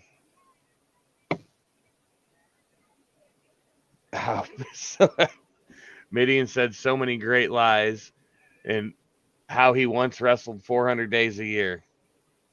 Oh yeah, like he didn't literally say I wrestle 400 days a year, but like he explained that he did. I can't remember how he said it, but if you kind of like did the math on like the extra show on Sunday and like, but anyway, like, even if you did the math on it, it didn't make sense to what he said. But, and there was some other kind of thing about how he wrestled like 6 times in 72 hours because of the time change of going back to Japan, back to America. He did wrestle in Japan a lot, though. Yeah, but they looked it up, and like he wasn't even in Japan at that time that he said he did When that. he said he was. Yeah. Everyone Google Angel Fire Wrestling Sleaze list, and next week we will discuss it. You're going to have to write that down because I'll never remember. Okay. Fair enough.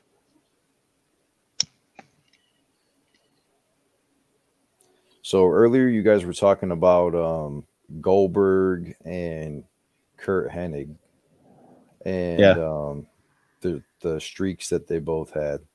Mm-hmm. Mr. Perfect's, you know, he was a real wrestler. I don't think that Bill Goldberg could have. He was a real football player. Yeah, right. I'm saying like, you know, Mr. Perfect would have William Regaled him, or Lord Stephen Regaled Goldberg, you know, any day of the week. I mean, Mr. Perfect, arguably one of the most talented wrestlers of all time, and never won a heavyweight championship. Well, like some guys, I don't think needed the belt. Yeah, he was one of those guys. He was one of those guys. Like, what's his name? Roddy Piper. Like, he's another guy that didn't need a belt. Right. I feel the same way about the Undertaker. I feel like that's 100%, why he had yeah. so few title reigns. Kane as well didn't need the belt. Yeah, Kane definitely. They never gave him any kind of boost at all. I mean, Kane still holds the record for the most viewed episode of Raw of all time. Does he? Yeah, it's the face reveal. Yep. Oh, wow.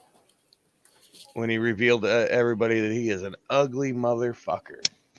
I remember. Dude, I remember when he took off the mask and his face wasn't deformed. I was so disappointed. Yeah, it was just like... Yeah, because, you know, he was burnt severely in the fire. Right. Yeah.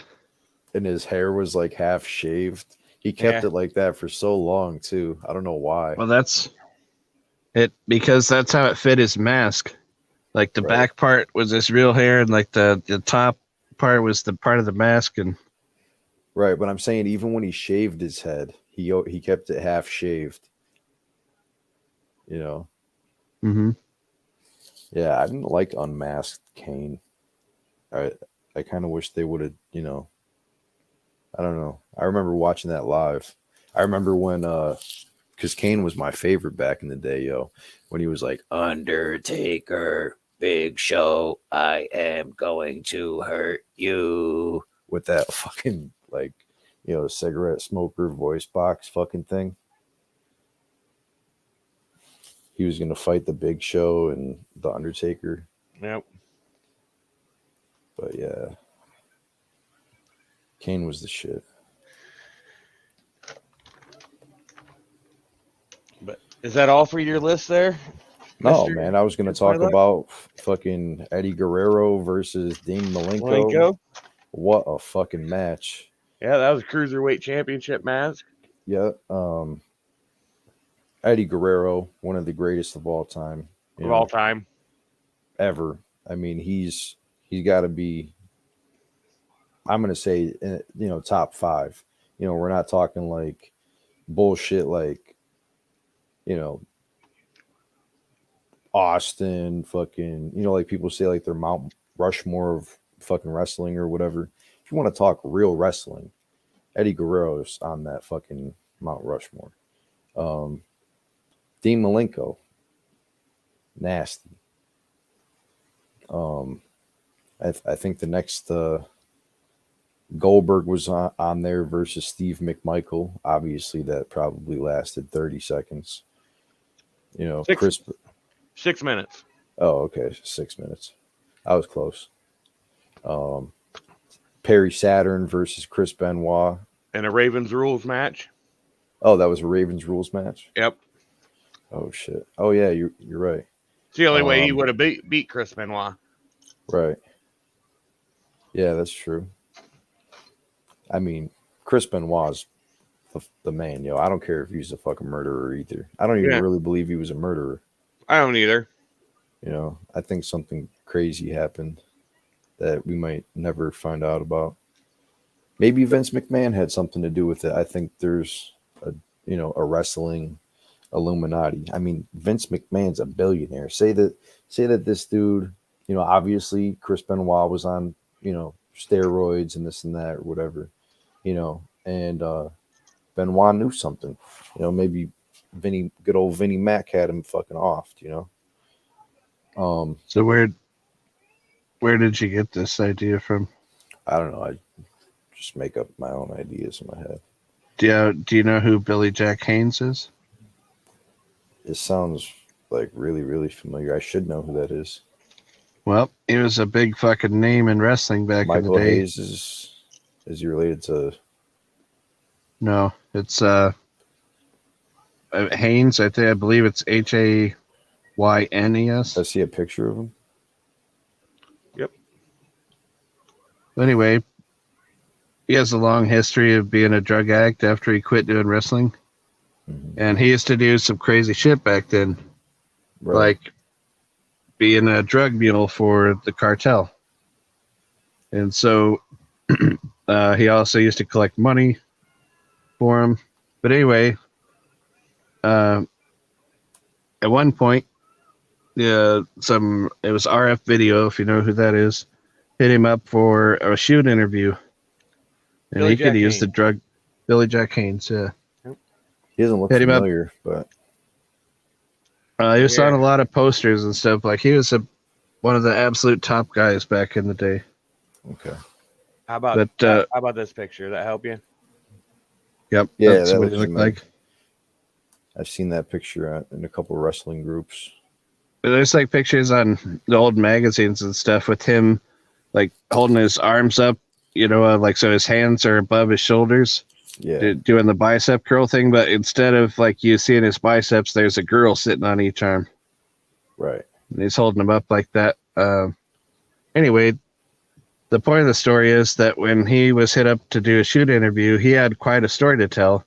And it was mostly about how Vince McMahon killed Chris Benoit. Oh, no way. Yeah. What did he say? I don't know, man. He said a lot of things. He talked about how evil Vince is, and I don't know. There's a lot of like somebody who's clearly high gibberish, Right. but it's pretty entertaining to watch. Of course Vince is evil. All that money. He's probably been to Epstein Island. Probably. Dead ass. The Rock, John Cena, all them goons. But anyways, yeah, I definitely think Vince McMahon had something to do with it, with the murder of Chris Benoit. Anyway, also on that card was Randy Savage, Scott Norton, and Vincent. Remember Vincent? Fuck yeah, I do. Virgil, man. Yep. Versus Ray Traylor and the Steiner brothers. I just Dude, maybe we could do a tag team episode of Virgil and Hulk Hogan lies. Dude, I heard that Virgil is on like Hollywood Boulevard or whatever. He got like That's a good theory. A little stand posted up or whatever. No, I seen a picture like recently. He's on like the Hollywood. He does Walk of that Fame. all over. Yeah, he does it everywhere. But I guess he like set up shop there, like permanently. I don't think so. Cap Maybe Skinny not. said Kevin Sullivan did it because Chris stole his wife. It's a good theory. It's a good theory. Kevin Sullivan was a bad motherfucker. And I just wanted to comment real fast that fucking Ray Traylor, aka Big Boss Man, he was fucking dope, man. Rest in peace. And Scott Steiner, fucking that dude. That dude's wild. What are your thoughts on the way that his body looks now? I mean, he just looks like fucking. He took way too many steroids. I don't know what's up with his chest. He has the same thing like Chris Jericho and Kofi Kingston have. Is that from being chopped so many times, or I don't know what the fuck that is. But I could listen to Scott Steiner's shoot interviews all day long, like people talking about him or he himself. He's just insane. I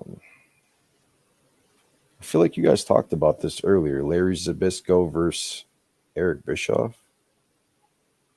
No, Yep. Not that match. Yeah, we Where did. was that? We did. Oh, no. No, it's Larry Zbyszko and Jim Cornette. Yeah.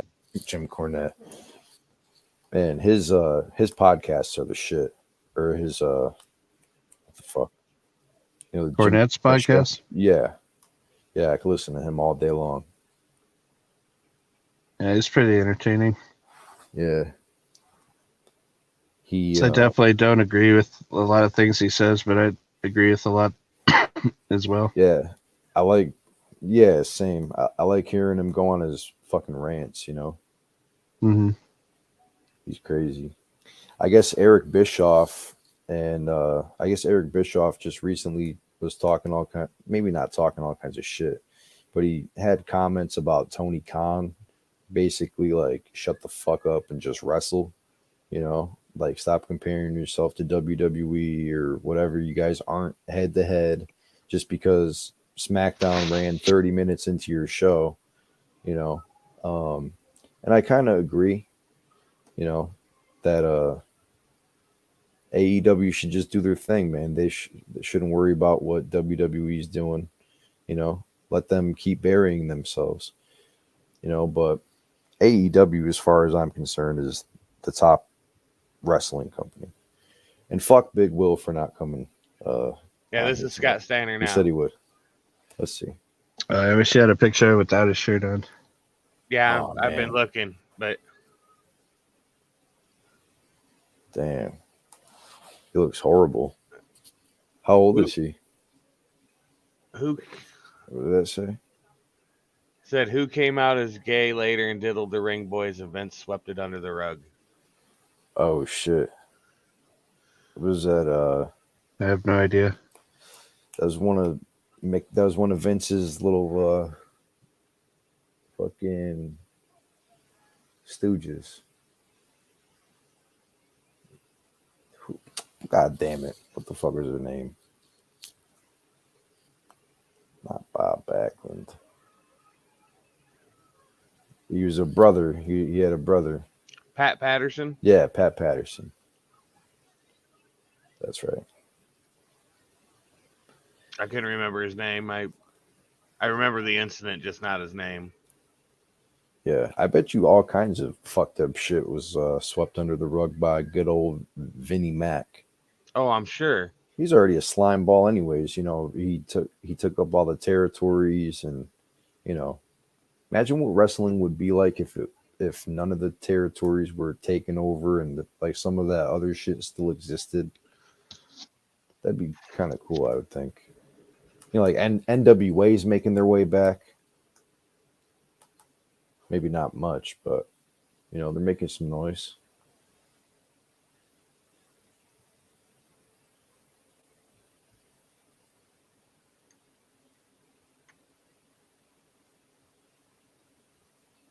And then, anyways, I guess the fucking last show on that match, or the last show on that fucking card, Starrcade 97, was Sting versus Hollywood fucking Hogan.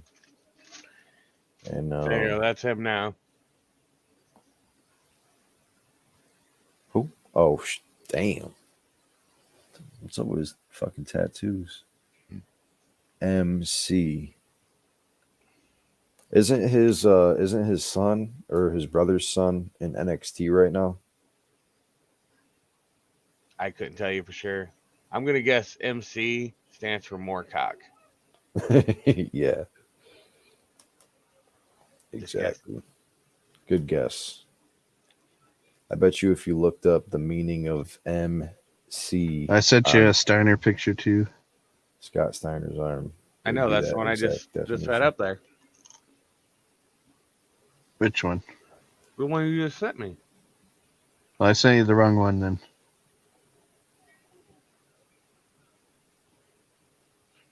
Let's see this.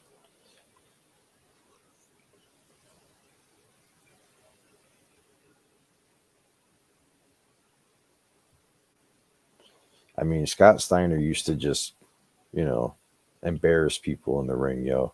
You know, I used to love when you used to do the fucking push-ups. This one? Yeah. Good old Scott Steiner. Damn. It seems like he's all fat and has no chest now. Yep. Right. Look at his arms. Damn. He got baby arms. Real small. Like, and so you had somebody in the chat telling us that, like, oh, he didn't used to take steroids. Yeah, was just. right. Who said that? There's no difference. That was Colton Murphy. Of course, it would be Colton Murphy. Get out of here, geek. You know who that is? No, I don't know. He was just talking in the chat earlier, like, So I wonder if he's Michael Cash's friend. Yeah, I don't know. I've never seen that name before. Colton. What a cool name. Yeah, he said that Scott Steiner was he seen an interview. He was always big, and he didn't take steroids. This is him. That's what I was just gonna say. Show a This picture is of him him. in the early '90s. That is a huge difference from this to this. Especially when the one where he's huge is much older. Yes. Like, he is much older, not the picture is much older. Right. How much older? How much of it? I don't know, like 12, 15 years probably between those pictures. Yeah, probably. Right. I mean, it's undeniable that when the Steiner brothers as a tag team were, hot, they were like, I don't know, white hot, but they were red hot. They were doing their thing in the early '90s. He got big from eating skinless chicken breasts. Yep. Stuffed full of anabolic steroids. Right. Why'd you quit eating the chicken breast then? Why did I? No, I mean, like, why? Oh, yeah. Why would Scott Steiner quit eating it? Would he go from that to pizza? Probably, yeah. I mean, I was just went with that because Big Will Spat needs the pizza guy. Tony Khan will never be on Vince's level, not even close. As much as it bothers me to say, I agree with that. I think it's going to take quite a while, but considering how big the WWE is comparatively, how long they've been. That's what the difference will be, is different time periods. I mean,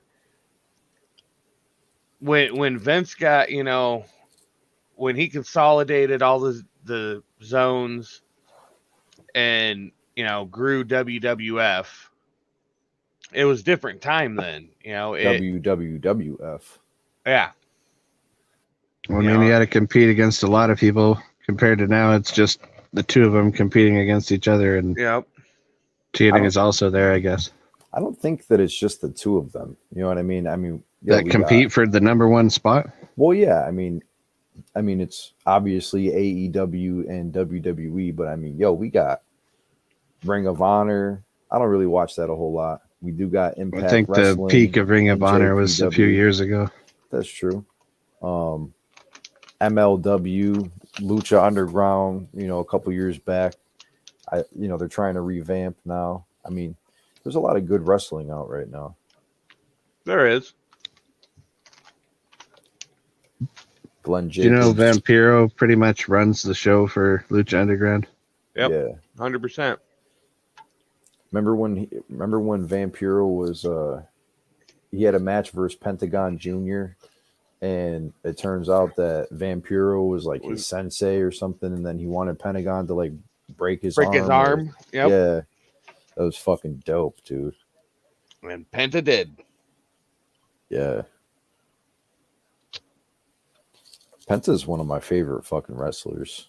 So that's a lot of dedication to voluntarily have someone break your arm. Right.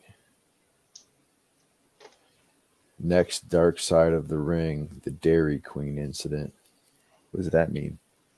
That was a joke from earlier tonight when somebody talked about you should listen to the rant of, or no, it was there's footage of Jim Cornette screaming at some girl at Dairy Queen. Yeah. Oh, okay.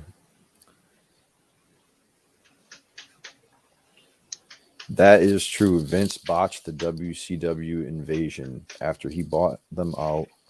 Without a doubt, yeah. Dude. Whoa, where'd you guys go? Without a doubt, he screwed that whole thing up.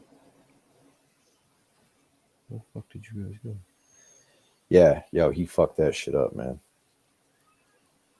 And it was mainly because, you know, all the main wrestlers, like, you know, guys like Hogan, fucking Nash, Ric Flair, all those guys that they didn't come right in. They were like, fuck it, you know, I'll stay home and get paid. Because they were still getting paid from WCW. But they fucked that up major. I mean, do you guys remember that live on TV? You know, when Shane Yeah. McMahon was like, it's It not does say McMahon, but it doesn't right. say Vince McMahon. Yeah. Right. Dude, Yeah. that was the dopest Captain Skinny, shit. do you have a link to that? You could post it in the chat if you do.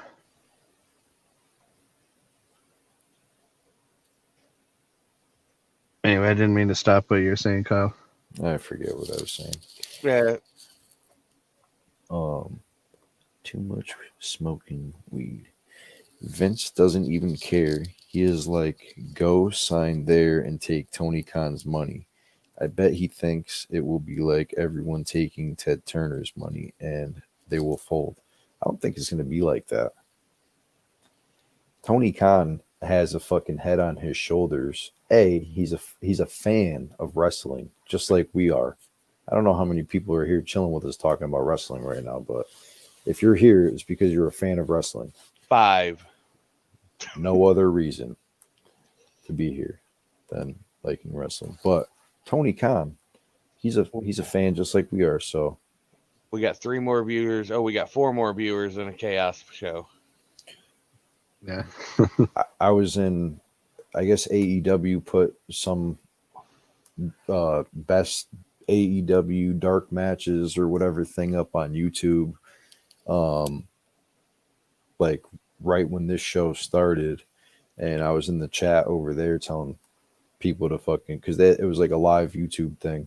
So I was just posting the link of this and their fucking thing, but I don't know if anybody ever came over. I was like, oh, come talk shit about WCW and whatever. But again, fuck Big Will for not coming through like he said he would. I said I would be here, and I'm here. I just had to get my daughter to bed. But Will fears the panel, just like tomorrow night, and he's gonna owe Spooky Tuesday $10. $10. Oh yeah, I forgot about that. Oh, I didn't. I mean, Big Will never shows up on Thursday, so. Nope. Yeah. But he Good said luck he was getting going that to, money. just like he said he was going to be here. Yeah. Fear. Not worried. Word. There's that link right there, I think, that you were looking for, Spooky. Yep. Skinny. Can we play this? If it's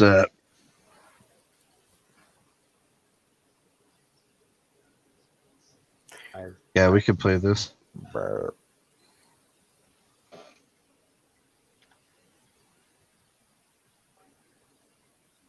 Just give me a minute.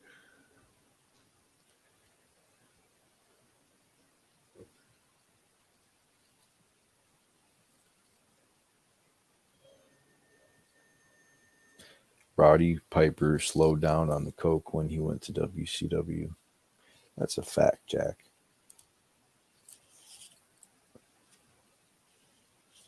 Cocaine's a hell of a drug. And then whenever I hear somebody say that, I always think of New Jack. Oh, you mean God? No, I mean New Jack. The god of hardcore wrestling. I fucking love New Jack, man. I think that New Jack is unnecessarily dangerous and doesn't take his job seriously. Yeah, that's true. I think he does a lot of things that are bad for hardcore wrestling. Like I'm not saying I don't enjoy watching it. Yeah, no, I feel you. Don't you order true? You guys got like 2 months worth of footage now for the CCW. Yeah. And you know those two double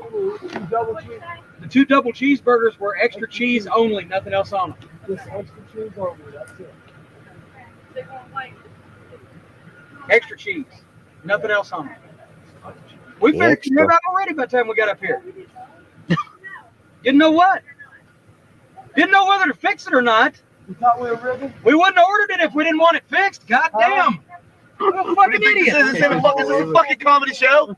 Does this look like a fucking comedy bus to you? You know what? Let me tell you something. That's Sierra. You won't get a damn thing. Hey, don't you want me to goddamn come through that fucking window and cut you? Here we go. Hey, we ordered the damn shit because we're hungry, not because we wanted to fuck around. Don't cuff me, you fucking ugly bitch. I think we've been taping. We've been waiting 15 minutes to motherfucking line, you stupid son of a bitches. Anyway, we ordered goddamn $30 worth of fucking food and sit here for 15 minutes and they don't even start fixing it till we get up here because they think we're fucking joking. We've been sitting here 15 minutes. They don't even start the order.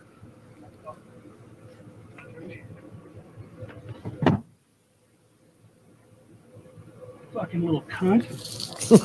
That's great. They didn't start a fucking thing. I thought we were Been sitting here joking. 15 fucking minutes. Got to drive 200 fucking miles. I thought we were joking. God damn it. Oh, Jericho filmed this. Mm-hmm. Oh, that's funny shit. I'll kill somebody. You ugly fucking bitch. I'm back in August. How about you, Jared? Definitely no spit on that food. We're gonna call it the Jared No, Benson yeah, Red Rum no spit at Memorial. all. Yeah. Well, I'm sorry too, because we got to drive 175 miles. We sit here for 15 minutes for nothing. We ordered food and they won't even start fixing it. I can imagine you don't get many orders if they won't fix the food. I told her when I started the order that I had a very big order. You know we're gonna get some fucking spit in this shit. Fucking joke. That's a hell of a promo. You should have had that on tape. What are you watching this for? You should have been taping that. No shit, that would have been perfect for the fucking SMW blooper tape. Oh, I was taping. Actually, XMW. Is it running? Yeah. Was it running? I got everything. seriously? Oh, God. Seriously, you got it? Oh, Let me see. What, when you got done watching, you forward passed everything? Yeah. Even Tammy, fireman carrying you around? Oh, I don't know about that. Hey man, this is better than that. I'm Oh, sorry. yeah, it's much better than that. You know, it's not like you goddamn expect things out of the way from people. Exactly. Their only function is to take orders and serve food. That's their only reason to exist in this fucking building. And if they can't do their only reason for existence, then goddamn. Are you guys serious?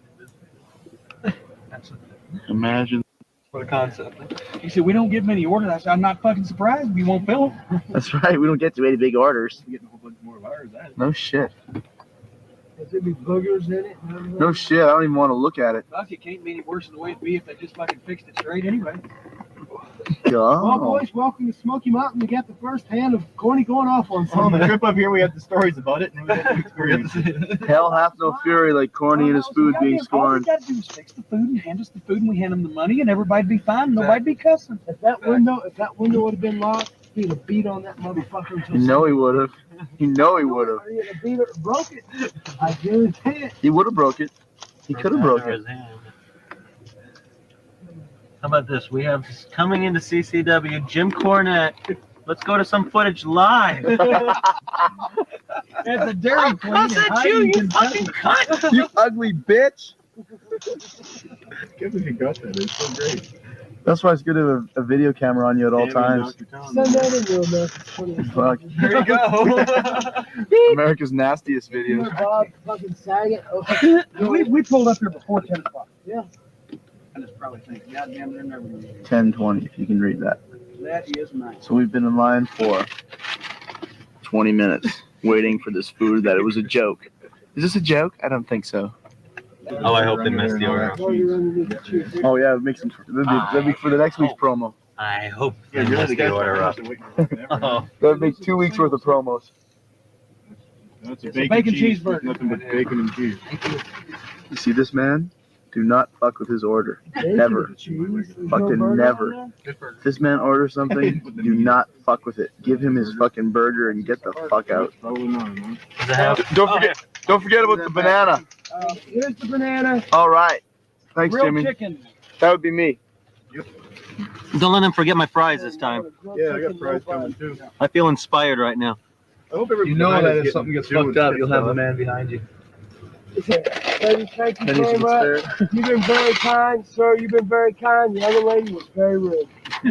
I'd like to read her name in the newspaper. She's been fired. Let's go.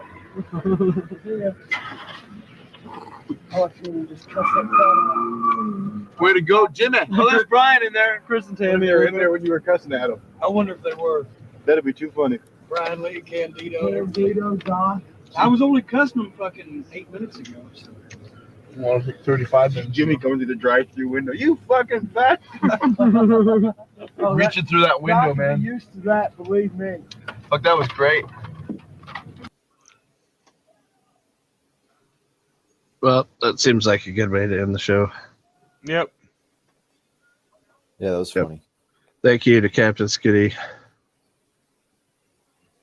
And then don't forget to tune in next week.